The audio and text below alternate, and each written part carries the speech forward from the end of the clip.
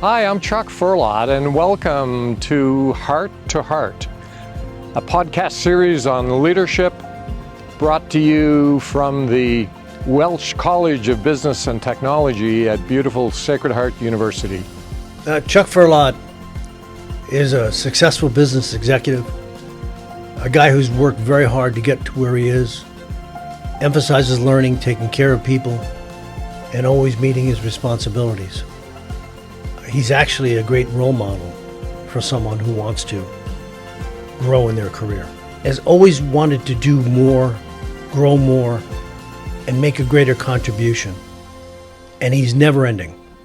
And you're going to have to nail his coffin shut when he dies, because he's going to want to do one more deal, for sure. Greetings, this is Chuck Firlotte, and welcome to Heart, a podcast on leadership. And today I am delighted to have with me Dr. Michael Higgins, a Canadian scholar and distinguished professor and author.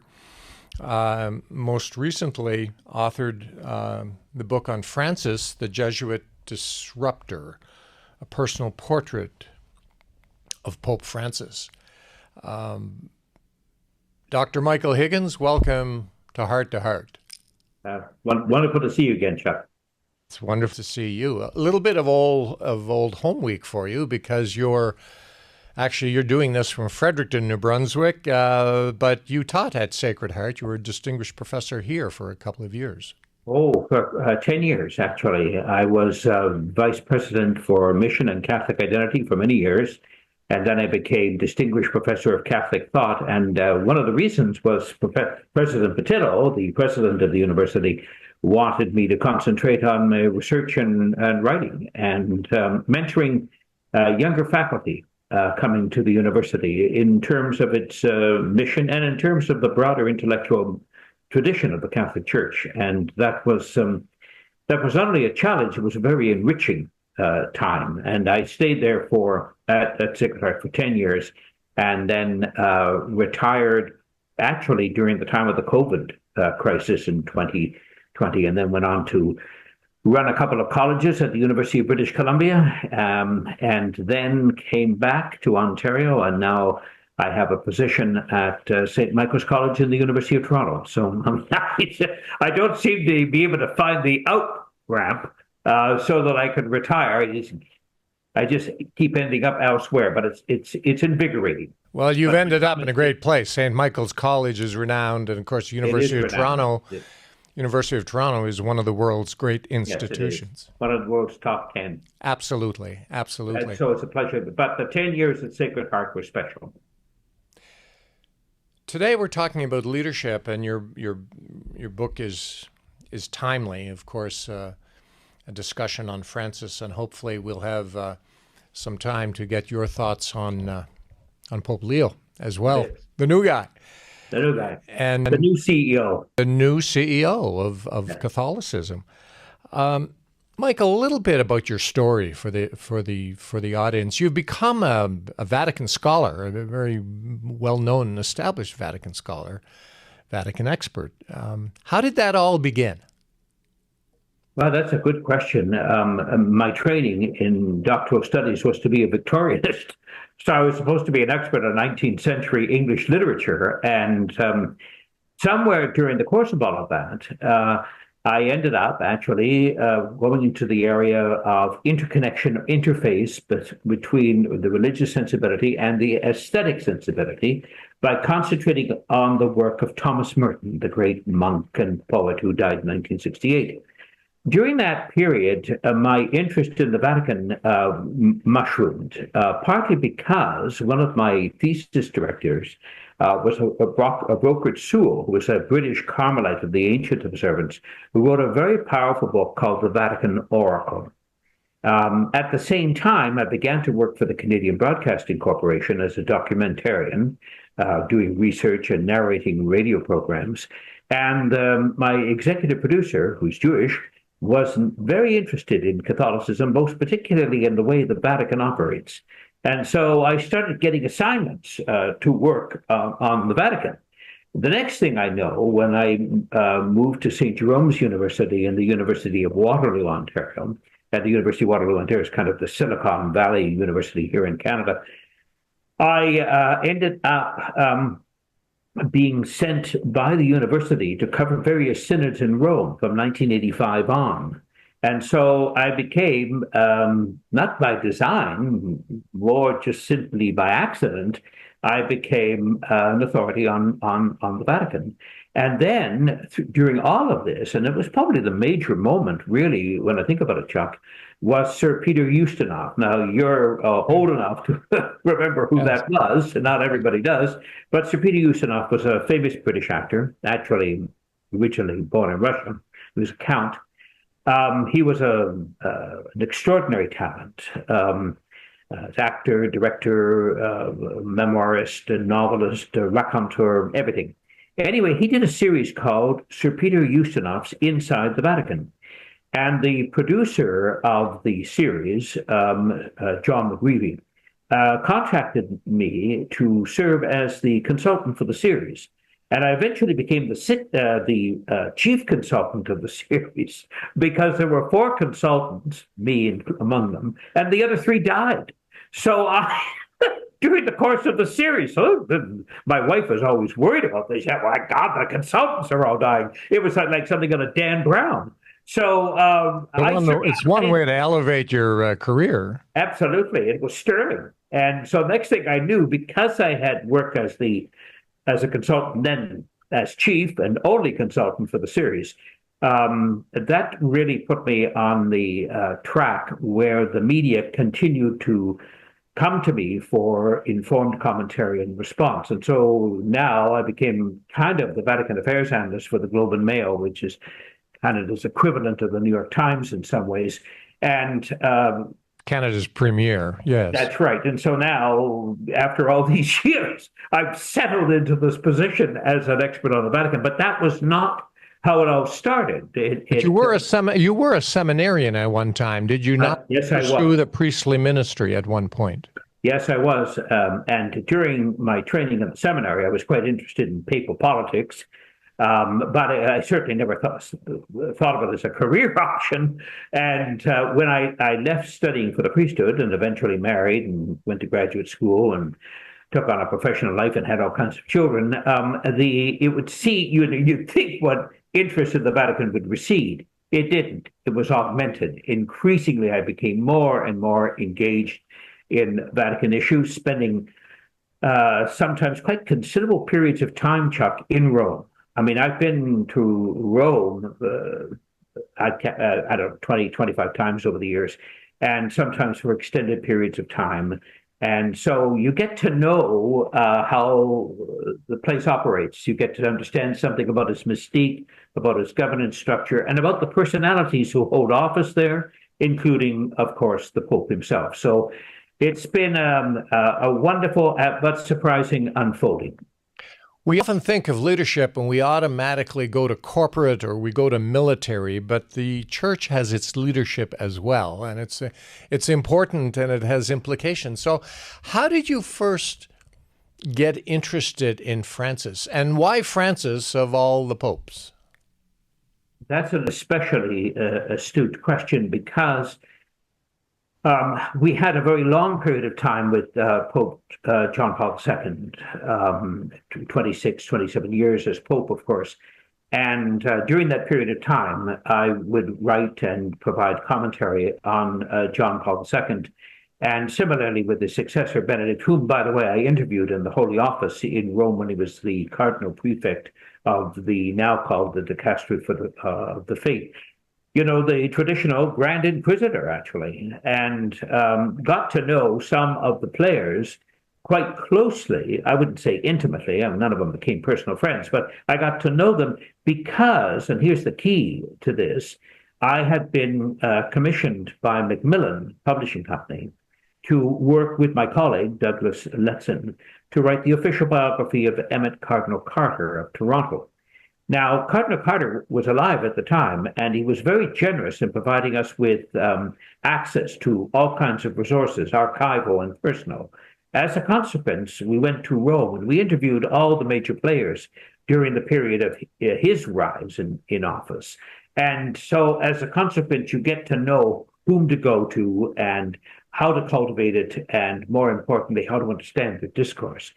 So when you end up doing all of this and acquiring expertise, then you think, okay, well, who among all of these, this gallery of saints, if you like, although by some of them are not altogether that saintly, who are your favorites, and who are the key shapers of the contemporary papacy? And I think you would have to identify three, certainly during my lifetime, and since we're near contemporaries, yours as well. And they would be Pope John the 23rd, Yes, who was Pope from 1958 to 1963, Pope John Paul II, who was from 1978 when he was elected to the early 1990s, and then Pope Francis, who came in following the resignation of Pope Benedict XVI in 2013, and as you rightly point out, died this year in the spring. So those popes had I had a special interest in, but none of them equaled the interest I had in Francis. There was something, and remains even now, something in his character, his leadership style, his ability to be both pastoral and yet at the same time decisive in certain areas of church leadership, that made him, I think, perpetually interesting. And during the period when one pope dies, another pope comes in, you have media saturation, and you have people all claiming, isn't it wonderful we have a new pope and all this kind of thing, and the new pope is better than the old pope. This always happens in the media. The situation will right itself at some moment in time. But I think we should not forget that Francis, more than any pope, has humanized the papacy. And that is not an insignificant accomplishment. To take this hierarchical, quasi-monarchical, absolute position, unique in the world, and turn it into a much more deeply human and humane operation. And some of the other popes, like John the 23rd, certainly that was part of his style. It was the style of Pope John Paul I, but he didn't survive a month. Albino Luciani was elected. He was Patriarch of Venice. He was elected in June. He was dead. Was it June or September? But he was elected in June, I think, and he was dead within the month. And then it was the fall. It was September. So he was elected in September. He's dead by the end of September. And so they have to have another election. That's why we get John Paul II. So Luciani, I think, would have been a continuation of Pope John the 23rd, but he died. And we have a different shift in the epochal, if you like, regimes of John Paul II and to some degree Benedict XVI, which take the church and the leadership in a somewhat different direction. So Francis comes in. Francis leapfrogs back to Luciani, and John the 23rd revitalizes them in a way, and reconnects with the Second Vatican Council and brings the church into a new era. And I think he's endlessly fascinating. He's not perfect. There are several decisions that he made that seem to me are flawed, and there are certain things that he didn't act on that he initiated. But considering the overall accomplishments of popes and what they do and what he did, I think his leadership has been stellar. There's a concept in leadership called servant leadership, and perhaps Francis emulates that more than any other pope. He throughout the sort of the tidings of the office, if you will, and he was not one for pomp and ceremony. Talk to us a little bit about that. I think that's correct. The notion of servant leadership, which is, and you're right, isn't just an ecclesiastical notion, and we use it in the corporate world, we use it in other educational world and other capacities as well. Here's a perfect indication that Francis took this seriously, Chuck. One of there are many titles that the Pope has. He's the Primate of Italy. Most importantly, he's Bishop of Rome. He's the successor of St. Peter. He's the Vicar of Christ. We used to call him the Patriarch of the West, but they dropped that title because Benedict didn't want to offend the Eastern Orthodox Church. And he's the head of the Vatican City State. He's got all these titles.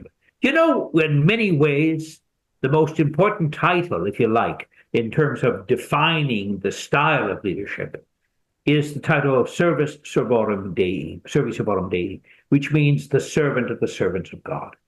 And Francis took that title very seriously. So when we talk about servant leadership with Francis, we're really talking about somebody who took that title, that role, far less jurisdictional and more pastoral, very seriously. What's one of the defining qualities of servant leadership is, of course, humility, to know your limitations, to understand that one of the key prerogatives, or not prerogatives, one of the key priorities of effective leadership, and you would know this as a leader yourself, is listening, attending to others, creating an environment of transparent encounter, building a community within a community.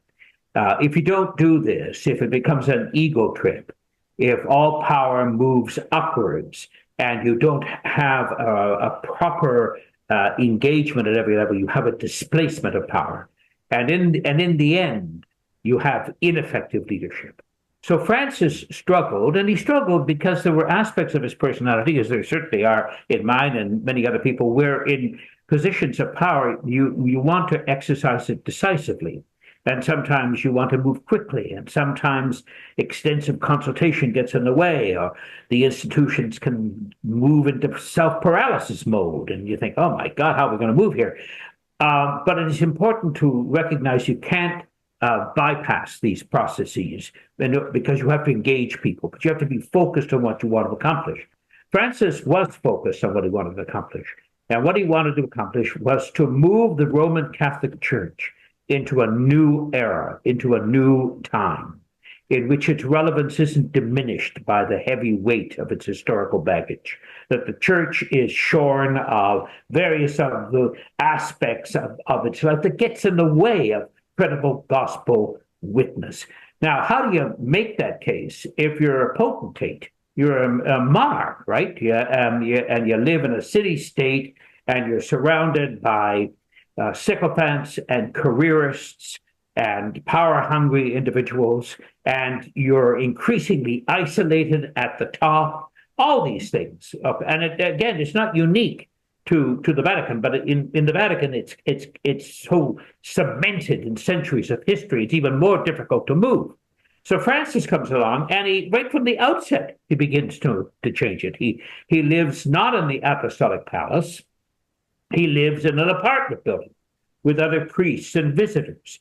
He doesn't dress in with all the paraphernalia and vestments and accoutrements that popes have become accustomed to wearing. He cuts it down to the simple white cassock and pectoral cross, and so he goes out of his way to say, okay, I'm the Pope, but first and foremost, I'm not a king.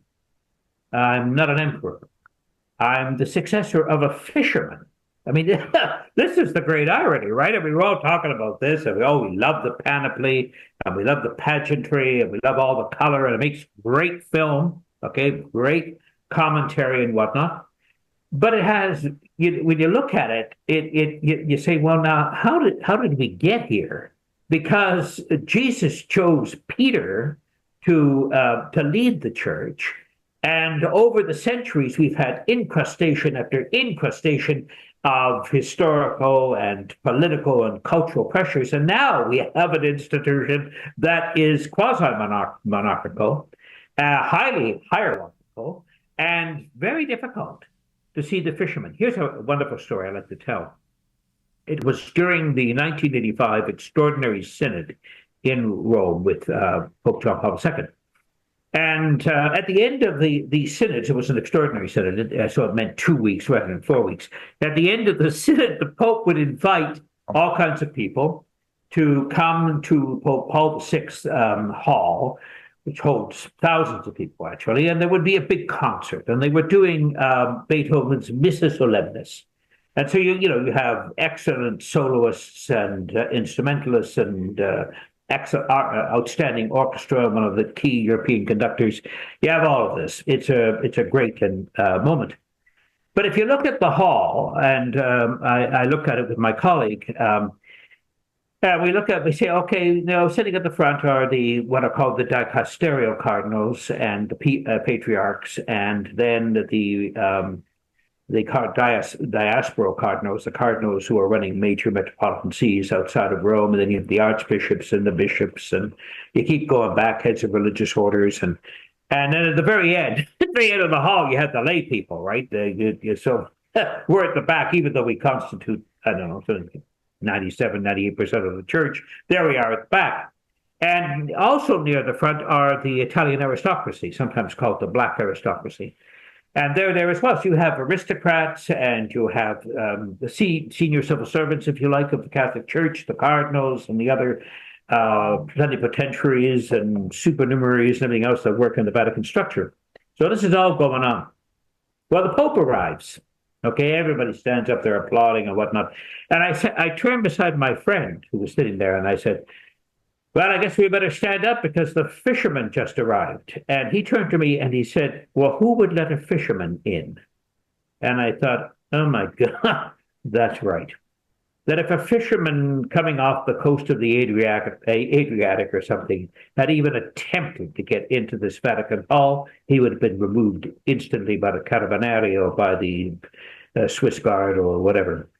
In other words, we've come a long way from being the seat of the fisherman. And for Pope Francis, recovering something of that early, what we call sometimes primitive or original or early Christian aura, is something that he wanted to do. And more than any other pope, including John 23rd, he was able to make some considerable headway on this. So I think those are important features of his leadership style. Was he the woke pope, as some would suggest?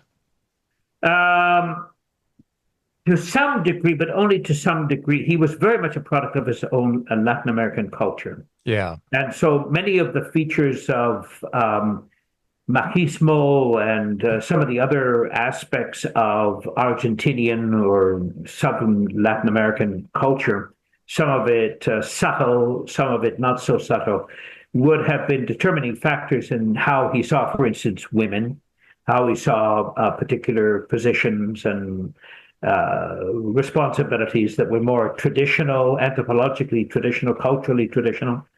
So in some respects, he was actually anti-woke, so that many people who are very supportive of Francis would be suddenly surprised by a metaphor, an image, a picture that suggested that he was more like a grandfather figure living in a different time zone. Mm. Those were rare, though. In the vast majority of cases, he was able to insert himself into the demands and the crises of contemporary cultures, in the plural. Here's another wonderful example. Very early in his papacy, he chose to do something which was phenomenally radical at the time. For some Roman Catholics, is still deeply disturbing. For most people now, it's accepted as normal rather. And that he washed the feet of women at the Holy Thursday ceremony. And not only women, but women prisoners at Regina Coeli prison, or women who were Muslim women, not even Christians. Now, this was an extraordinary gesture. That'd be heresy. He was actually showing that the role of the Pope, of Peter, of every Christian disciple, is to wash the feet of the other, to honor the other, to reverence the other. Office doesn't matter. So here you have your Pope, the Pope kneeling. And in the past, and in many Catholic churches throughout the world, during the highest holy season of Easter, on the Holy Thursday, in the institution of the Eucharist, it's called Maundy Thursday, with the mandatum and all this kind of thing, Francis gets on his knees, but he doesn't wash the feet of young priests. He doesn't wash the feet of seminarians. I was a young seminarian in seminary, and I remember how humbling it is to have my feet washed by the rector of the seminary. And when I was president of St. Jerome's University in the University of Waterloo, I washed the feet of the youngest student on the campus. and had my feet in turn walk. I got to tell you, it was really, it was a powerful symbol, but it was very upsetting for me because I found it very difficult to exercise this kind of humility and to receive this kind of generous response. Francis, right off the top, he's out there and he's washing the feet, not of young clerics, not of the tribe, but he's washing the feet of various people, including Muslim women and prisoners, and the people, the most vulnerable, the lepers of our society, and he's there washing their feet. I got to tell you, I mean, as images go, it's very difficult to find something as potent as that, and he did that every year. So it wasn't like a branding moment. So we've got to do this to be a great moment. It wasn't for the cameras. Use it for my papacy. Michael, women in the church. We've had this conversation before. I would have thought that Francis would have achieved more on that front. I thought that if any pope would bring women into the priestly ministry, it would have been Francis. It didn't happen. Talk to me about that. Talk to our listeners about that. I think I alluded earlier, Chuck, to his training and his background and whatnot, and cultural formation with regard to the roles and function of women.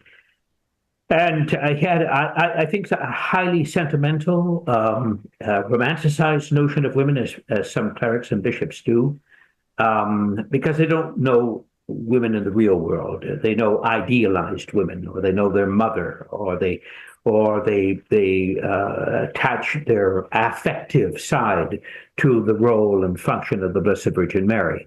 And we've known this for centuries. This is nothing new.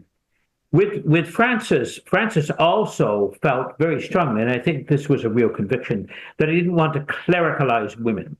He thought that there are various ministries in the church, and that if we just clericalize women, we're eliminating what he sometimes called the feminine genius, and we're making them no different than ourselves. And in many ways, I think he saw women as superior to men. They had a deeper wisdom. They had a greater capacity for empathy. They were insightful in ways men were not. And again, that kind of fits his idealized notion of women. But it wasn't just idealized. I mean, he did have close women friends. At one point, he was seriously thinking, before he began his studies as a Jesuit, he was seriously thinking about the possibility of marrying a young woman he had fallen in love with. So it wasn't that he either disparaged women, or he feared women, or that he was misogynistic or anything like that. But it does seem to me he had a highly romanticized or highly idealized notion of women, and that has, this kind of language might appear to some to be offensive, but it's not intended to be, that it infected his larger understanding or anthropology. So that here, the bigger issue wasn't the question of the ordination of women to the presbyteral ministry or the priesthood. He wasn't going to change that. He made that clear right up front. He made it clear again and again. But here are two interesting things that developed that suggest that determination was in part slightly mitigated by openings at other levels, by which I mean, during his pontificate, there were two commissions that were established by him to investigate the history and the origin of women and diaconal ministry. Could we ordain women as deacons, as we understand ordination and ministry to be? Now, these two commissions prepared quite exhaustive reports. I mean, he went out of his way to get the major experts in the field. I mean, he didn't spare any expense. I mean, he took it very seriously, but he didn't take it seriously enough to act on it. In fact, we don't know what the recommendations were. We don't know what the reports were. We're in the dark after all of this. And I think that speaks to his hyper caution around this, because he felt that moving on the issue of the ordination of women to the priesthood would deeply affect the unity of the Roman communion, because the Roman Church is a universal church. It's not a national church. So it's not built around, like the Orthodox churches, around national ethnicities So you have autocephalous churches, by which I mean Greek Orthodox, Russian Orthodox, Ukrainian Orthodox, Romanian Orthodox, and whatnot, specifically within Orthodoxy, but also very much defined by their own historical and cultural conditioning.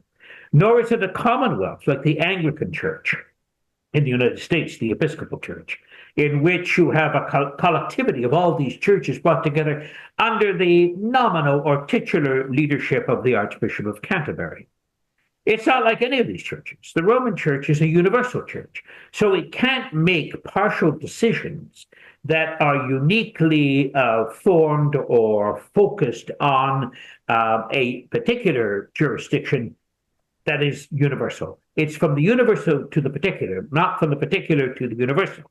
So Francis looks and he says, and he's quite clear about this on several things, and the last synod is a perfect illustration of this.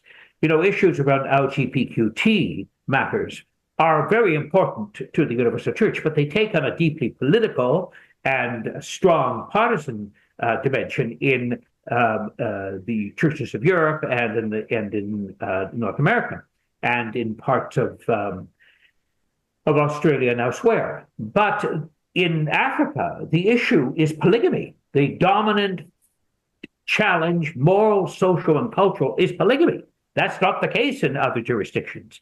And so you have different focuses, if you like, depending on the history of a particular community. When it comes to both discipline, meaning a rule, and doctrine, meaning a dogmatic formulation, the church doesn't have the kind of liberty or leverage that you would have if you were a Protestant, Orthodox, or Anglican communion. So how does the church... Francis, I think, and this to answer your question finally in a succinct way, I think Francis felt that a change like this, of this order, not deacons, but priesthood, would require a council, would require universal consensus, would be an evolution that wouldn't shatter the church, but would enrich it. He didn't believe we were at that point in terms of historical evolution. But in addition to that, there was his own natural inclinations as a celibate Jesuit who valued women, but in a way valued women in their place. Now here, just to show you once again, you've got 2 steps forward and you have 1 step back. Mm-hmm. What does Francis do? So he says, okay, I really don't see that I'm going to be able to make dogmatic changes around the presbyterate. But what I can do is bring women and their knowledge and their experience and their gifts into the governance structure of the church. Well, the governance structure of the church is not limited or defined by its ministry. So he brings them into the Vatican. So now in fact, the head of the Vatican City State, or the Governor Oracle, is now a woman, first time in history, the head of the entire Vatican City State governance operation.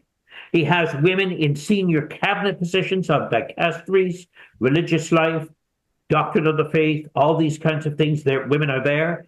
There was a time when women basically were only veiled nuns answering the phone. And now they're consultants, experts, paridi, major operators of Vatican decision-making, sitting at the table with cardinals and archbishops, making decisions and recommendations to the Pope. That's a phenomenal change.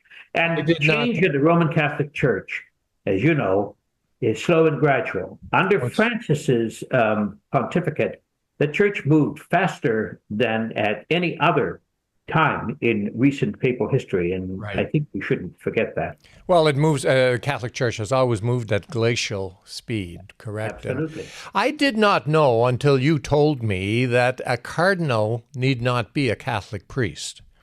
A cardinal could be a layperson. Is that correct? And cardinals, being a cardinal is an honorary position in the church. It's not a rank or ministry or order. The highest in terms of episcopal responsibility, if you like, would be an archbishop, yes, maybe a patriarch. But a cardinal is the is the figure in the church that is a closest advisor to the church, to the Pope. The College of Cardinals, as a body of electors, is responsible, and this is very important, for the election of a pope. And traditionally, but not exclusively, popes are drawn from their ranks. But to be a cardinal is you're not required to be a cleric. In fact, there have been cardinals who have not been priests. Cardinal Mazarin, for instance, who succeeded Cardinal Richelieu in France, one of the great cardinals, Secretary of State to Pius IX in the 19th century, was not a prelate or a priest. So it's a marvelous collection of individuals that can be of enormous service to the church by bringing various voices to play. I think that this is where Francis lost his nerve, and I'm sorry that he did. At the end of the synod, the last synod, which was October 2024, he named a number of new cardinals. It's called a consistory. So he named a number of new cardinals. And one of the new cardinals, Chuck, was one of the two spiritual figures that provided meditation, prayer, and direction to all the synod delegates that were in Rome. And of those synod delegates, the majority were priests and bishops, but by no means were they all. In fact, something like 77 were lay people, I think, and 56 of them was women. So it was extraordinary, right? Extraordinary again. Action on Pope Francis's part. But Pope Francis took Father Timothy Radcliffe, who was a Dominican priest from Oxford, and he made him a cardinal at the age of 79, by the way. And then he did not do the same for the woman, I think Mother Angelini, who was also one of the two, if you like, spiritual architects who helped the synod delegates establish the right atmosphere of prayer and reflection. Now, Radcliffe had the greater responsibility, but she was there, and she was very important in what she did. What an extraordinary move it would have been for Francis to name her a cardinal as well. Yes. Would it have been precedent-making? Absolutely. Would it have been unorthodox? No, because cardinals are not required to be priests. They are traditionally priests, of course, and traditionally bishops. And Francis was rather strong on that, but he had an opportunity for an opening, an aperture, in which you could say, look, I'm going to appoint or create, which is the technical language, create some women cardinals to bring them into the very highest office of church governance so that they will be there to advise the next pope without having to change the tradition. You wouldn't have to say, okay, because there are women cardinals, there's not going to be a woman pope. No, it's not the case. We do know, because we have a lot of evidence to it, that Pope Paul VI thought very seriously of creating Jacques Maritain, the famous lay intellectual philosopher, ambassador, and one of the key figures for of the UN Declaration of Human Rights. Really quite an extraordinary man. He thought of creating him a cardinal. And I regret that they didn't have the nerve to follow through on that, because all you need is one instance, and then you have the precedent, and then no one's going to say, "Well, that's never happened before." Sure. So it takes a certain nerve to make that step, and I think Francis chose not to make it, and I think that was a poor judgment call. Before I want to get into Leo before we conclude, but I want also to ask you this: did you see the Conclave? The movie? Yes, I did. And did you see Two Popes? Did you watch that? I did. Yes. I did. What did you think of those movies? Well, I thought they were hugely entertaining. Yes. They, in the case of the Two Popes, highly inventive. There is no evidence of anything involved in terms of the future Pope Francis and Benedict having a meeting in the papal gardens, having the conversation that they had and whatnot. But it's not entirely implausible. And they were portrayed very affectionately, and I think at heart correctly. And they were, of course, they were performed wonderfully by Jonathan Pryce and Anthony Hopkins. Anthony Hopkins. Exactly. He was marvelous. They both were marvelous. They both were. So it was an exquisite production from that point of view. But with Conclave, there's some interesting things about that. The actor who plays the dean of the College of Cardinals, Ralph Fiennes, his uncle actually was a Benedictine prior, I think, at one point, but certainly a very prominent English monk by the name of Sebastian Moore. And his uncle, another uncle, was the premier Catholic theologian in England who was appointed to Cambridge University. Nicholas Ash, his name is. Nicholas Lash, the first Roman Catholic to hold the position since Henry VIII. So he comes from a very distinguished Catholic. I did not realize that. Quasi-aristocratic family in many ways. And he just seemed to exude that knowledge or familiarity with Catholic history, Catholic tone, Catholic act. But it wasn't entirely accurate. On a couple of occasions, he invited the new cardinal who was created ex pectore, meaning created by the Pope at the heart, but unknown. He had been, as you know, Archbishop of Kabul and whatever, and then eventually he becomes the Pope, right? And he referred to him a couple of times and said, "Welcome to the Brotherhood." Well, that phrase is inappropriate for the College of Cardinals.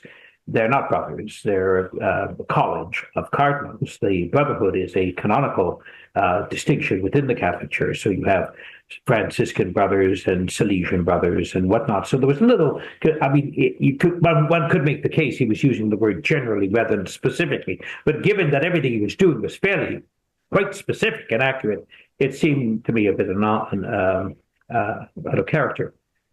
We do know that cardinals that are created in pectore don't show up at a conclave with the other cardinals. Well, that's where they lost me. Yeah, that's right. It doesn't happen that way.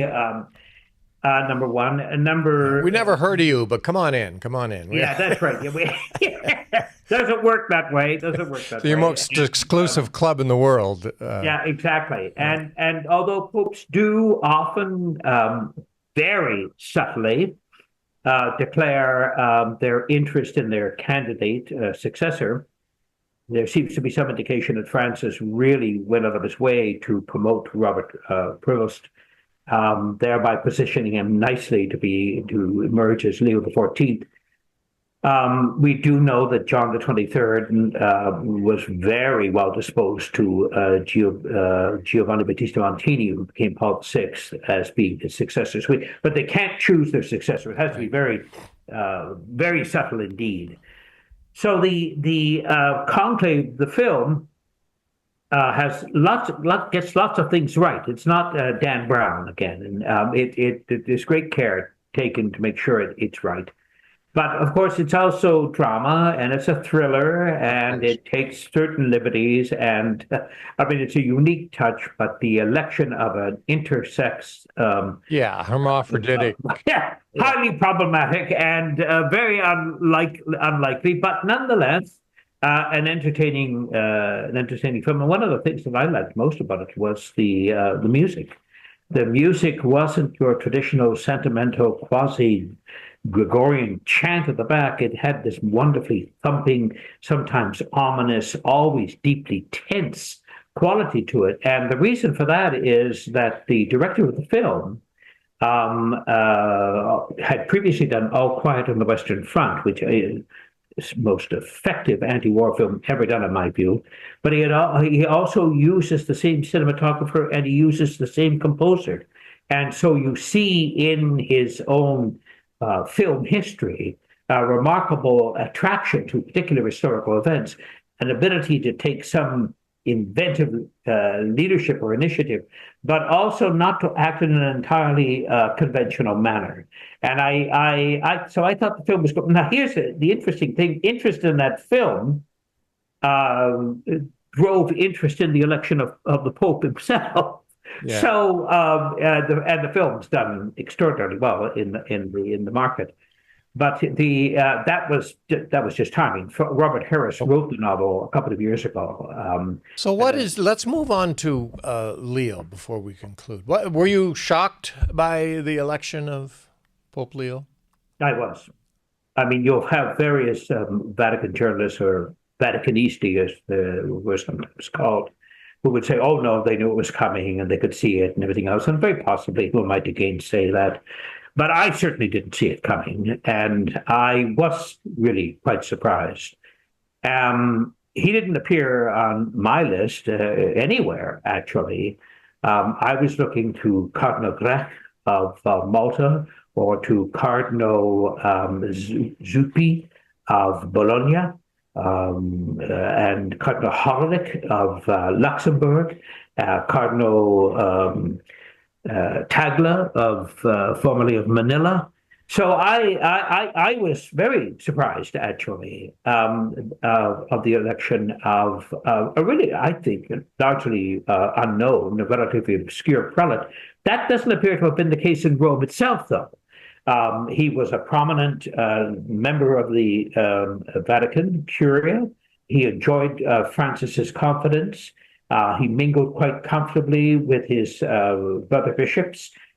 He had a remarkable history working in Peru, initially as a priest, subsequently as a bishop. And so as things unfold for the larger public, we begin to realize that he had certain qualities and certain dispositions that put him on the papal track, not the least of which was his continued advancement or elevation by Pope Francis himself at a very, very, sorry about that, at a very prompt and immediate way. He moved quickly within the Vatican structure. And so that should have been an early indicator that this is a chap who deserves careful watching. But what is he, 69? He's relatively young by papal standards. So what will his trajectory be, do you predict? A traditionalist, reformer? Yeah, I'm wrestling with that question now, Chuck. I have to write a piece for the Globe and Mail, the first 100 days of Pope Leo. Yeah, so that will be August the 26th, will be the first 100 days. And I want to really be fair about this because I have to tell you, he doesn't have the appeal or the charisma that Francis had. And of course, there's no reason why he should. He shouldn't be a replication of the previous Pope. But so I'm attracted by his seeming humility. I don't think it's a facade. There's every evidence from people who know him that he's actually a humble person. I'm attracted by the fact, again, that his leadership, talking about servant leadership, he seems to have really mastered that in terms of careful and respectful listening. He consults widely. He's made it very clear that he's not going to diminish the role of women within the governance structures of the Vatican. He has made it very clear that he's going to be on line with Francis's synodality. Although it does seem to me that when he was speaking to members of the Secretariat of the Synod in Rome, he talked about synodality as an attitude or style, and that kind of language concerns me, because it seems to me synodality is much more substantive than that. I have to say this too, and this may partly speak to my own academic formation or background. One of the things that's quite important is to know, you would know this again, given your own background in liberal arts and philosophy, and then your work as an entrepreneur and a business leader and everything else, that you need to understand what shapes a person's intellectual disposition and formation, because it defines how they're going to respond. He is the first pope we've had since Pius X, who's a canon lawyer. All the other popes after Pius were theologians or philosophers, or in the case of John XXIII, an historian. In the case of John Paul II, a theologian, a philosopher, in addition to being a poet and an actor and everything else. So that's been kind of the tradition for quite a while. You have to go back to Pius X to find somebody, a pope, who was actually a canon lawyer. Now, canon lawyers, period, as a profession, are not distinguished by being risk takers. They tend to be risk averse. They see their job as consolidators. They see their job as operating within the rules, within the code. And they do so, the best lawyers, with integrity. And so the church has had a tradition of canon law that goes back for centuries. So canon lawyers are not indispensable to the life of the church. But they're not the thinkers of the church. They're not the movers and the shakers of the church. They're not the visionaries of the church. They don't come from the canon law faculties. So his training as a canon lawyer, I think, is limited and limiting. And so it worries me. But in part, that worry is assuaged by the fact that his 20 years working as a missionary and as a missionary bishop would have brought him into direct pastoral contact outside of legal channels, and he does once again appear to be quite consistent and indeed fearless in making sure that the pastoral service of the church is given priority. We see it in some of the things he did when he was in Peru. So what's my take on him? I don't think he's a visionary. I think he's a consolidator. I think that if Francis was the Jesuit disruptor, to coin a phrase, I think he's going to be the Augustinian stabilizer. Okay. And that doesn't mean that this is going to be a diminished papacy. I think it's going to be different in its tone and its style. Mm-hmm. So we always look for points of continuity. That's good. And I think we can find points of continuity between Francis and Leo. But we should also look to the points of discontinuity. And that doesn't mean in any way that anything that Leo XIV does should be put under heavy scrutiny for not somehow or other being a perfect fit with a Bergoglio vision of the church. But what I do think is, as we move further and further into this pontificate, we will discover, I think, that his native and professional caution as a canon lawyer will have a greater impact on certain decisions that wouldn't have been the case with Francis, who was freewheeling, sometimes reckless, certainly often unpredictable, but always fundamentally pastoral, visionary approach. Interesting. Michael, as we conclude, respectful of your time as well, I want to unpack this with the following question. You know, we've talked today about the leadership of Francis and, to a lesser extent, Leo. And we talked about servant leadership, that of Francis, and that, as you rightly point out, it's found in the corporate world, it's found in the public service world of government. It can be found indeed in the church, in the military, perhaps less so in the military, but certainly in the church, as demonstrated by Francis. What would your advice be for young students today, many of them at Sacred Heart, but throughout the globe, who predominantly are between 18 and 24, somewhere, right? The majority would be starting their lives and careers and in this world that is, ever changing and always disruptive and the like. What would your parting comments be? Words of wisdom. They would be not dissimilar from the advice that Cardinal Hamas of Sao Paulo gave to Jorge Mario Bergoglio, the future Pope Francis, when he was elected Pope. And he said to him, don't forget the poor.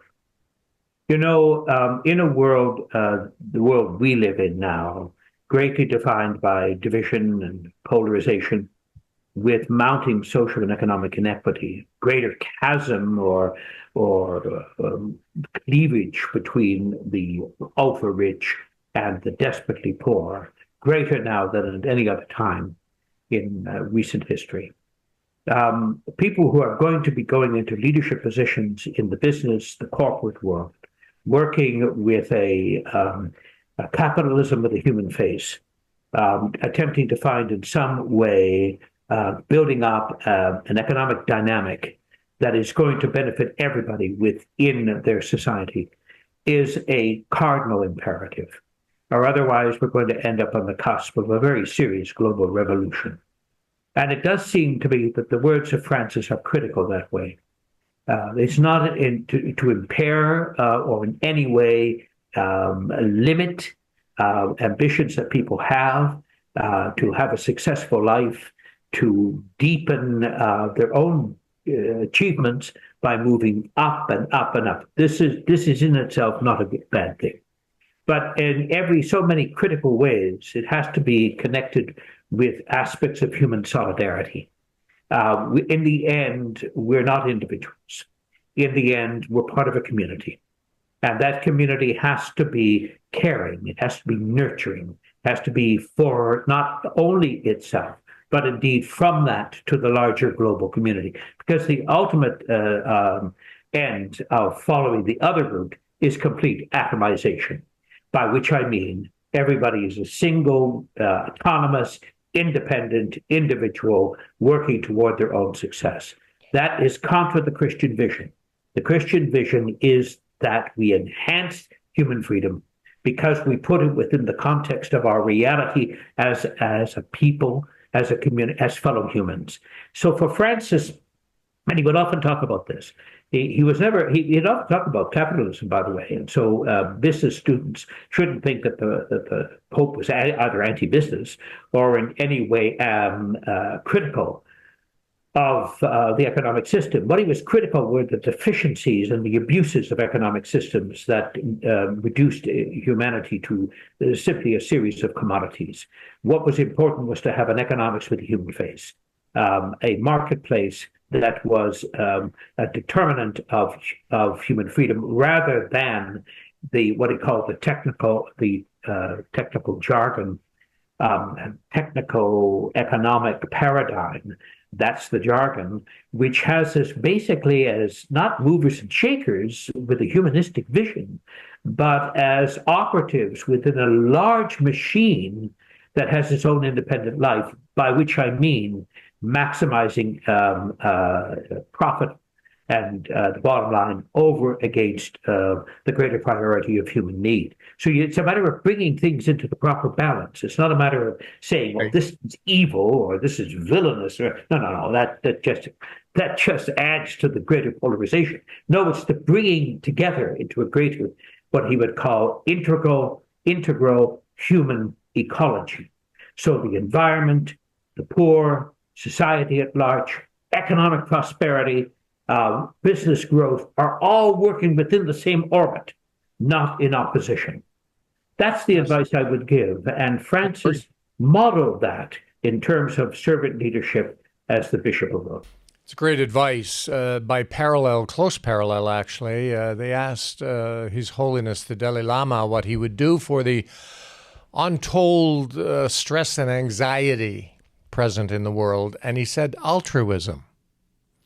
Do something for someone else. That's right. It takes your mind off of you. That's right. The cardinal example, the prime example of that in the Catholic Christian tradition, is the death of Jesus. We call it self-emptying or kenosis, where Jesus gives his life for the other. So we're not called necessarily to that kind of radical imperative, but we are called to our daily lives to serve others. And altruism is one word for this, and a very good word. Philanthropy is another good word. I mean, we have the language. What we need is the sustained dynamic. Where does it come from? We become more deeply human when we serve other humans, not when we dominate them. And it fits in with Francis's understanding of relationality. When you look at a migrant, either in Florida or on the shores of the Aegean in Greece, or struggling to leave Syria, or trying to get into Germany, whatever the face of the migrant is the face of the stranger. And in the face of the stranger, you see the face of Jesus Christ. That's Catholic teaching. That's Catholic work. Does it make us uncomfortable? It makes us very uncomfortable. And there's a wonderful example very early in the pontificate again, when Francis went out of his way to kiss and embrace a man suffering from a disease that made him so ugly that he was repellent. People would just keep their distance. We don't like ugly things, right? We like beauty, we like form, and we like symmetry, and we like order and whatnot. And he went to him like Francis of Assisi went to the leper and kissed him, okay? And so what he was doing was saying, you, in spite of the deformity and despite of everything, you are made in the image of God. Now that's not just a philosophical statement. It's in fact an enfleshed statement. And so Francis went and he embraced him. People were shocked, deeply moved afterwards, of course, inspired and everything else, but deeply shocked that he would do this, right? Of course. But they were shocked when Francis of Assisi kissed a leper. And they were shocked when Jesus did the things that he did. So I think when we talk about Francis and we talk about servant leadership, we need to talk about the radical nature of humility, and we need to talk about his capacity for humanizing the papacy, which was the seat of his leadership, and the recognition that in everything that Francis did, he did it with the knowledge that the person he was speaking to was a person that he should embrace in love. Now, did he do that all the time? No, no human does, okay? No human does. But did he understand that that was an important dimension of his leadership, critical indeed, as the successor of Peter? You bet he did. Yeah. Thank you, Dr. Michael Higgins. It's been a wonderful discussion. I think we got to the heart, really, of servant leadership without naturally intending to go there at all. And that sometimes happens. It's the oblique route that gets you to the destination, right? It's been a wonderful discourse. Thank you, Dr. Michael Higgins, a distinguished Canadian scholar, academic, author, and dear friend. Thank you. Thank you, Chuck. Take care now. Be well. I'll be in touch. Take care, man. Good. Thanks for joining us. Stay tuned for more conversations on the Heart to Heart podcasts on leadership.